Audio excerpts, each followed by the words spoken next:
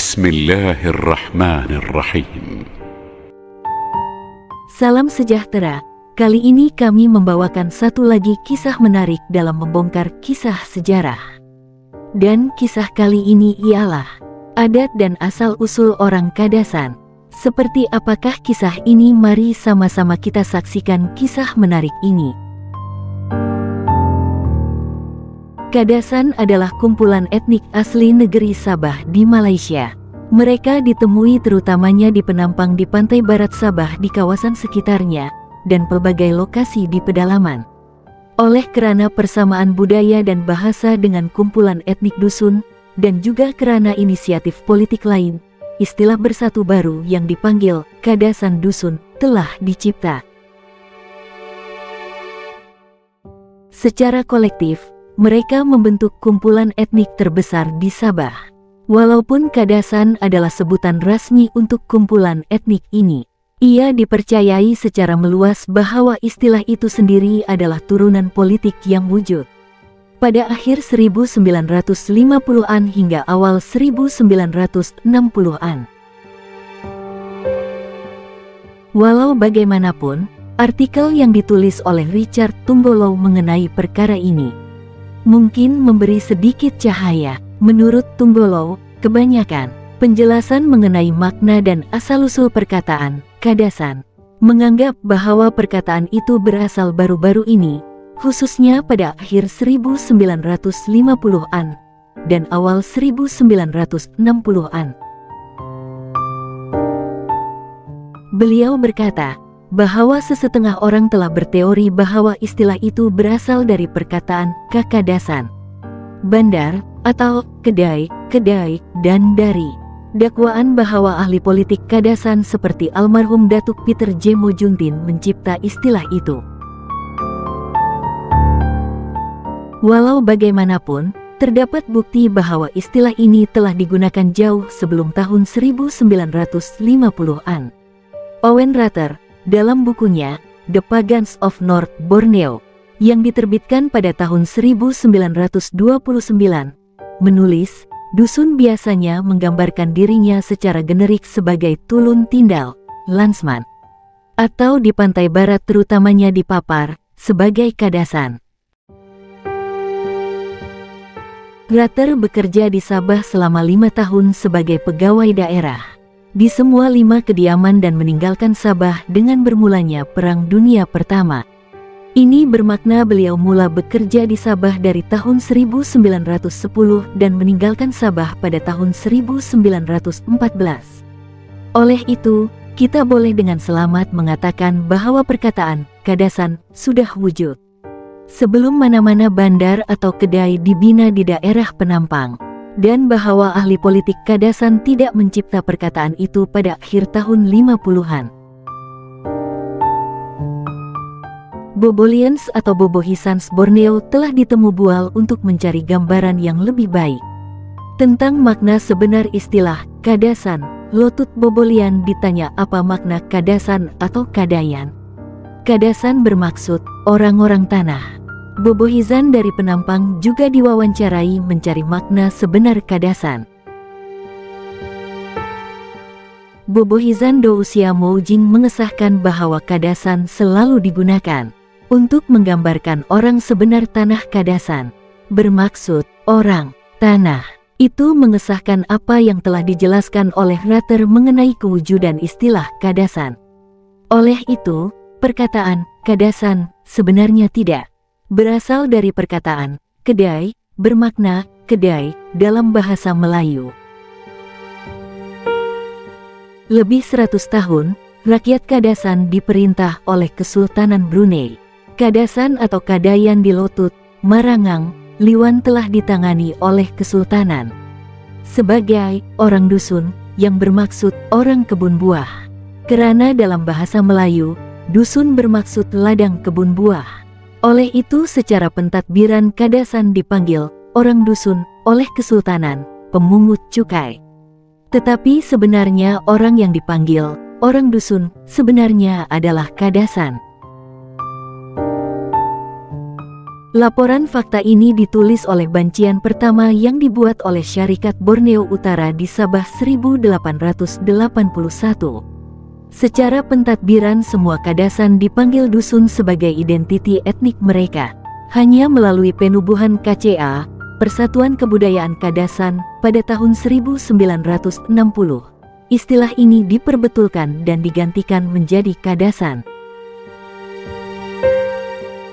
Apabila Sabah membentuk Malaysia bersama Sarawak, Singapura dan Semenanjung Malaysia pada tahun 1963, di bawah negara Malaysia yang baru dibentuk. Secara pentadbiran semua orang dusun yang dilahirkan selepas pembentukan Malaysia dipanggil Kadasan sebagai asal etnik mereka. Tidak ada konflik mengenai Kadasan sebagai identiti orang dusun antara tahun 1963 hingga 1984. Tetapi pada tahun 1985 melalui KDCA, secara rasmi dipanggil KCA, dusun sekali lagi diperkenalkan selepas banyak tekanan yang diterima dari pelbagai pihak. Dengan satu sebab untuk membahagikan Kadasan dan orang dusun sekali lagi. Oleh kerana perpecahan telah ditubuhkan dan berjaya, kejatuhan kerajaan yang memerintah, PBS, telah dicapai.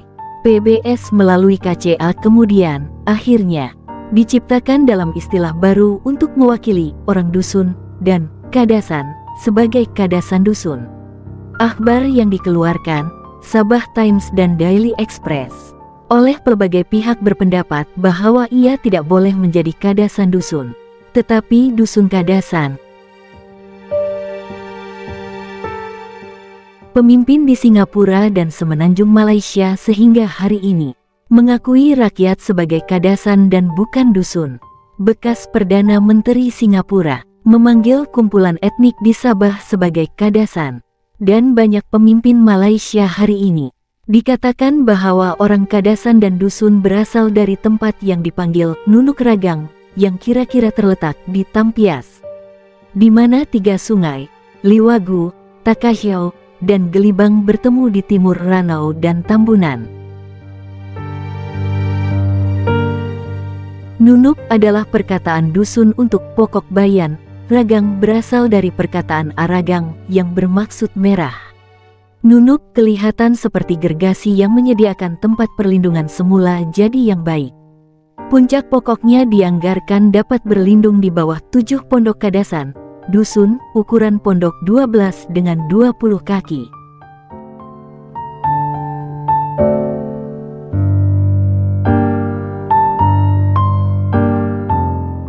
Budaya Kadasan sangat dipengaruhi oleh pertanian beras, yang memuncak dengan pelbagai makanan istimewa dan minuman beralkohol, yang disediakan melalui proses penapaian buatan sendiri yang berbeza. Tumis dan linutau adalah varian wine beras utama yang disajikan dan dimakan di kawasan berpenghuni Kadasan, dan merupakan pokok perhimpunan dan upacara sosial Kadasan.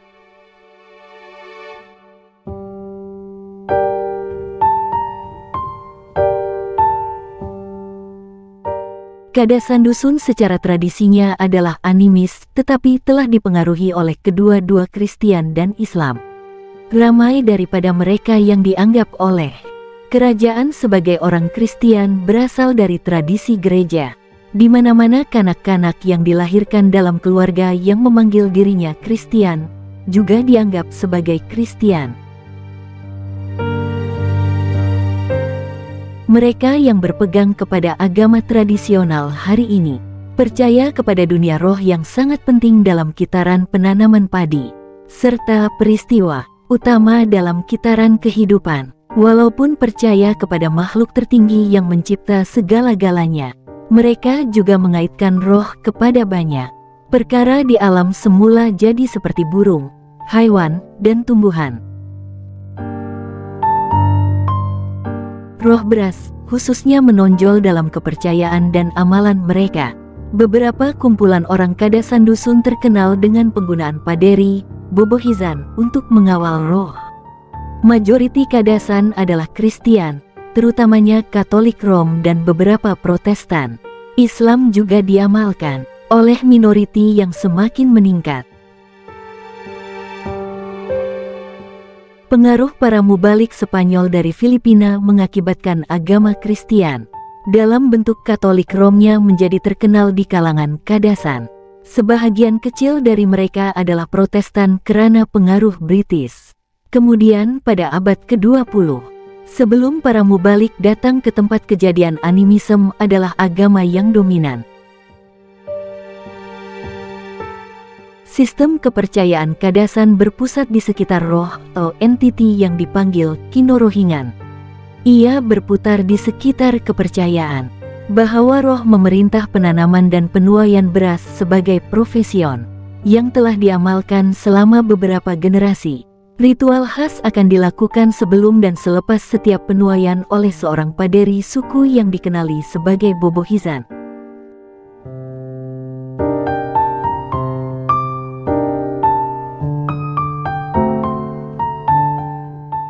Perayaan Kadasan yang paling penting adalah keamatan atau festival panen, di mana semangat padi dihormati selepas penuaian setahun.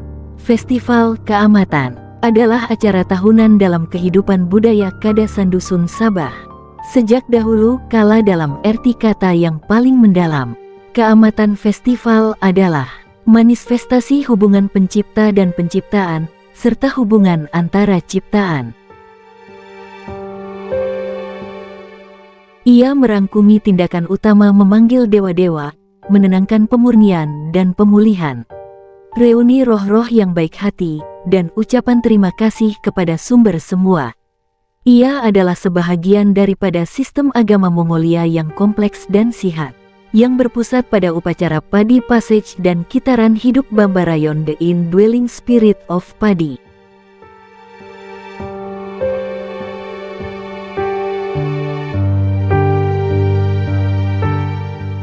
Rasional bahasa Kadasan telah wujud sejak nenek moyang mereka. Pada penggunaan pertama bahasa ibunda, pas, adalah satu cabang. Setiap interaksi manusia menyampaikan dan menerima maklumat. Khususnya, penyebaran dialek tersebut bermula dari kumpulan komuniti kecil. Kumpulan-kumpulan ini berkomunikasi dan membangunkan memahami identiti melalui bahasa. Akhirnya ia akan berkembang melalui penyebaran dan meningkatkan kuantiti kumpulan ini. Asalnya, kumpulan masyarakat Kadasan dalam jumlah kecil, dari masa ke masa ia berkembang menjadi kelompok besar. Suku Kadasan mempunyai bahasa sendiri. Suku Kadasan dan suku dusun sebenarnya adalah suku yang berbeza, tetapi berasal dari keluarga yang sama. Bahasa kedua-dua suku ini hampir sama, dibezakan hanya oleh kecil perbezaan ejaan dan sebutan. Sebagai contoh, rumah sebagai walai di dusun dan hamin di Kadasan. Banyak perkataan lain yang berbeza hanya dalam ejaan seperti dua, duo dalam dusun dan duvo di Kadasan, dan 9 merujuk kepada siam di dusun dan sizam di Kadasan. Walau bagaimanapun, terdapat perkataan yang sama dengan a, iso dalam kedua-dua bahasa, dan 6 adalah onom.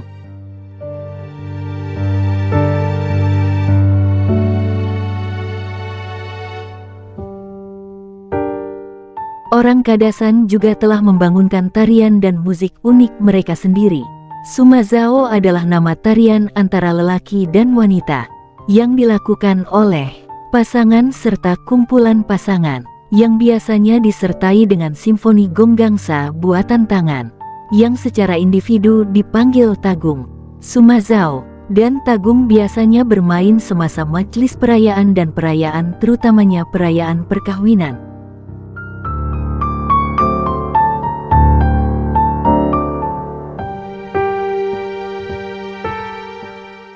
Penyesalan dilakukan berkenaan dengan Bambarayon, dewa, dan roh, yang mungkin telah terluka oleh perbuatan salah manusia. Pemurnian dilakukan berkenaan dengan keperluan manusia dan rohani, untuk pengampunan diikuti dengan resolusi untuk menjadikan diri mereka layak mendapat anugerah kehidupan dari Tuhan. Pemulihan yang diperlukan untuk memastikan kesehatan dan kesejahteraan sunil, manusia dan makhluk rohani yang lain. Reuni direalisasikan berkenaan dengan keperluan manusia untuk diintegrasikan dalam minda dan semangat badan, dalam konsep ketuhanan 7 dalam 1 dalam kemanusiaan, serta penyatuan semula Bambarayon dengan sunduan manusia. Akhirnya Thanksgiving diperhatikan sebagai sesuai untuk semua ciptaan untuk menyatakan rasa terima kasih dan penghargaan mereka untuk hadiah kehidupan melalui Huminodun dan semua sistem sokongan kehidupan di bumi yang pencipta mereka dengan penuh kasih sayang dan murah hati memberi mereka. Ini berlaku pada bulan Mei dan 2 hari terakhir bulan itu adalah cuti umum di seluruh Sabah. Semasa perayaan, acara yang paling terkenal adalah penobatan Unduk Ngadau atau Ratu Panen, di mana gadis-gadis Kadasan dusun asli di seluruh negeri bersaing untuk mahkota yang didambakan. Pertandingan kecantikan diadakan untuk memperingati semangat Huminodon, watak mitologi kecantikan yang tiada tandingannya, yang dikatakan telah memberikan hidupnya sebagai pertukaran untuk panen yang banyak untuk komunitinya. Dalam perkawinan, adat perkawinan di kalangan Kadasan sedikit berbeza dari satu daerah ke daerah lain, tetapi secara umum sama.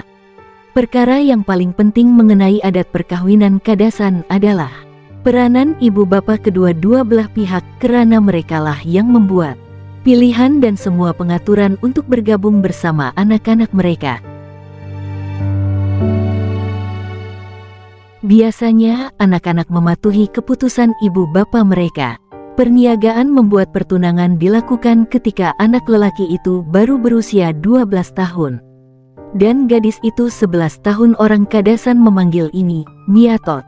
Proses ini bermula dengan budak lelaki yang akan bertunang membayar lawatan rasmi ke rumah gadis itu disertai oleh beberapa saudara dan rekan rapat.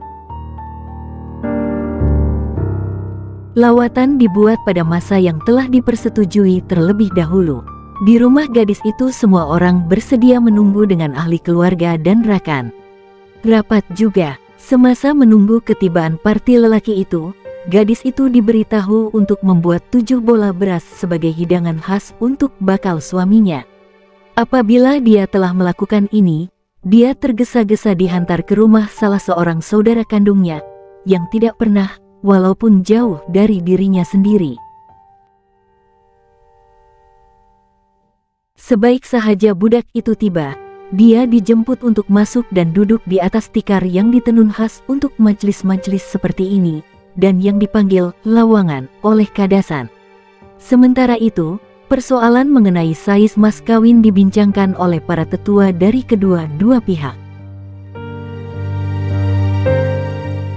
Biasanya mas kawin Kadasan terdiri daripada gong besar, gong kecil A, meriam kecil, kerbau, beberapa gangsa, tanah, dan sebagainya. Perjanjian itu dibuat untuk berkuat kuasa pada hari perkawinan sebenar. Akhirnya hidangan yang terdiri daripada nasi dan daging kerbau, daging babi, ayam dan hidangan serupa, dibasuh dengan minuman seperti beras dan jus bunga kelapa dimakan dengan iringan ketukan gong.